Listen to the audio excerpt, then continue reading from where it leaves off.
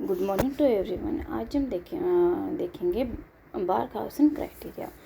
बार्कहाउसेन criteria होता क्या है? ये कुछ भी नहीं है, कंडीशंस होती हैं। यदि किसी भी एम्पलीफायर सर्किट को हम एज ए ऑसिलेटर यूज करना चाहते हैं तो उस एम्पलीफायर सर्किट के अंदर क्या कंडीशन डालें कि वो ऑसिलेटर की तरह वर्क करे। तो जो कंडीशंस हम रखते हैं और जो कंडीशन उसको फुलफ़िल करती हैं कि जो एम्पलीफायर सर्किट ऑसिलेटर की तरह वर्क करने लग जाए, तो उन कंडीशंस को क्या कहते हैं? बार्कहाउसेन क्राइटेरिया कहते हैं।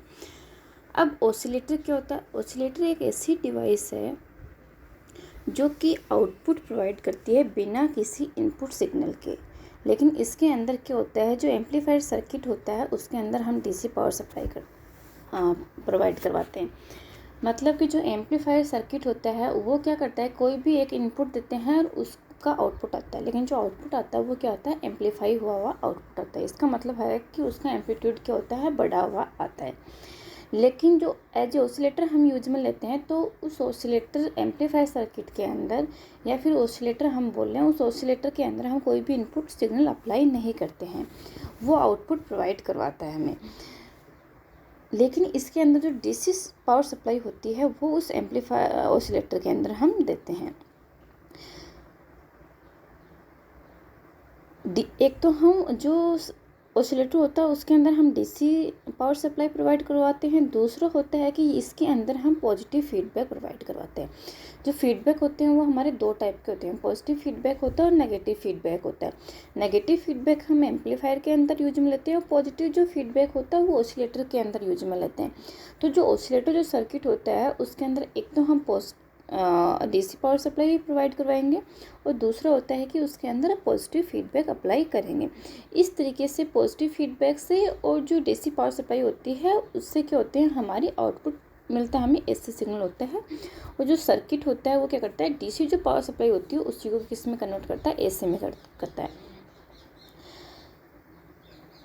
अब यहाँ बात आती है कि यहाँ पे हमने कोई भी इनपुट तो अप्लाई नहीं किया गया है लेकिन आउटपुट आ रहा है।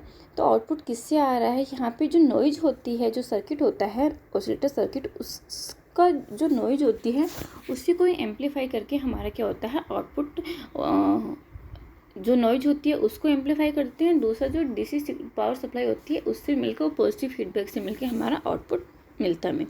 कोई भी ऑसिलेटर सर्किट है उसके अंदर हमारे एक्टिव और पैसिव दोनों कंपोनेंट्स होते हैं।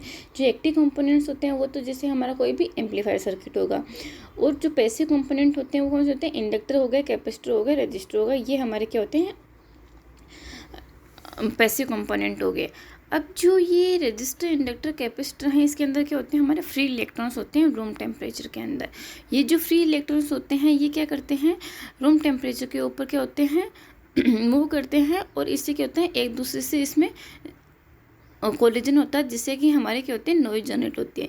ये जो नॉइज जनरेट होती है यही नॉइज को क्या करता है? Oscillator circuit as a input मानता है और हमें आउटपुट प्रोवाइड करवाता है DC signal and positive feedback से मिलके।